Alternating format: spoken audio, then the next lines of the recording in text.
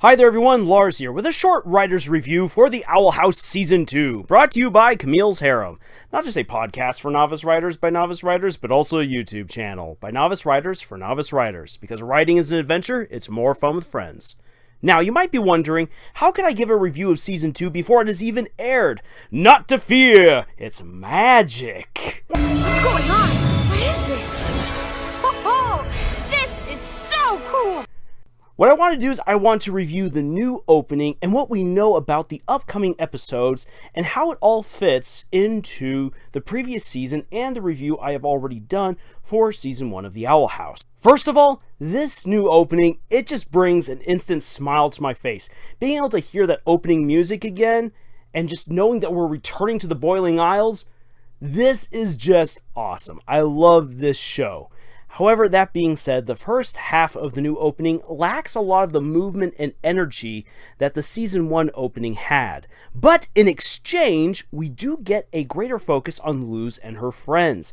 This is good, because it means that we are going to get more character development in this season, something that we definitely needed in the previous one. But what is very important is the opening's secondary focus on the villains. Getting to see Lilith alongside Kikimora and Bellus's special agent indicates, for one, that Lilith still has a lot of work to go through. Her redemption only just began in the final episode of the last season. She still has to get used to being an outlaw, getting along with Ida, possibly living at the Owl House, dealing with the consequences of her choices, and her own weakened magic. And how else will she prove her change? That is going to be the big question of this season. So hence we get to see the sorrow on her face as the credits continue to roll. I really like that detail. It's also really fun to see Kikimora just turn into a rage monster when her demeanor, as we know it, is just so calm and collected. It suggests that she's going to be a real problem for the heroes later on, but also that her anger might be a weakness that they can exploit. We then also have our view of the agent. Not even seeing his full face in the opening is a way to keep his identity a secret for now, but it also hints at a potential mysterious nature. He'll be the guy that we should all keep our eyes on, especially since he is one of Dana's favorite characters in the whole series. And let's not forget Emperor Bellos. It's nice to see the big bad take center stage and the lead in this season, taking hold of the villains as he does, as well as all of the symbols of magic in his burning fist, hints at his dominating goals and his control over all the schools of magic. The day of unity is upon us, and you can bet that Bellos is going to go full steam ahead. For my thoughts on Bellos' identity and what his end goals are, what we might be seeing this season, you can go check out my theory video on him via the link in the description. Let's keep our eyes also peeled on the Emperor. This is going to be a fun season. But it's far more than just the villains who will be in the limelight. We are finally getting real progress for the heroes. The first episode sounds like it will be a connecting episode between the two seasons and to help us deal with the fallout of Young Blood, Old Souls. It will likely give us important world building since Luz is going to go to another island, and we will hopefully learn about the connection between the Titans and how the magic of the Boiling Isles works. I'm really looking forward to this episode. And the second episode, Escaping Expulsion, is a necessary continuation for Luz's witching education, and we will finally get more about the Blight family. Oh boy. And then we jump right into King's story, Echoes of the Past. Expect this one to drop some interesting hints about King's origins, and again, hopefully a little bit about the nature of the Titan and the demons. Season 1 had some hidden codes dropping hints and some references about the connections between the Titan and the denizens of the Boiling Isles. This is something that I am really looking forward to because this is some unique world building.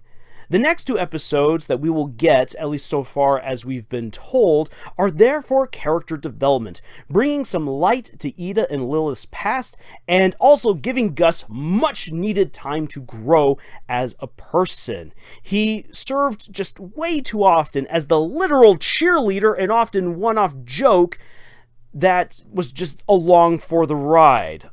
Gus really needs character development, and I'm happy that he's getting it so soon in this second season. Honestly, these upcoming episodes already address some of the matters that I thought held the Owl House back from reaching its full potential. I suspect that Season 2 will be even better and more fast-paced than Season 1, so I am very excited for the upcoming season and very confident in how it will perform. But for a lot of the fans who watch both the Owl House and Amphibia, we need to check our temptation to compare the two second seasons. Where Amphibia tells a story of friendship and overcoming toxicity, the Owl House tells the story of found family and fitting in. Keep an eye out for those themes as we progress, and I believe that you will find that Season 2 of the Owl House delivers its own unique, amazing story. People will be drawing a lot of parallels between the Owl House and Amphibia in the weeks and months to come. And that's a conversation that could be very interesting, but it's also, I feel, a conversation that we can't really have until we know what's going on. And honestly, they're both great shows, so let's just enjoy them for what they are. I hope that the Owl House continues to play, though, into its strengths. And those would be its lively, bombastic, incredible cast of characters, and also its darker themes and tones.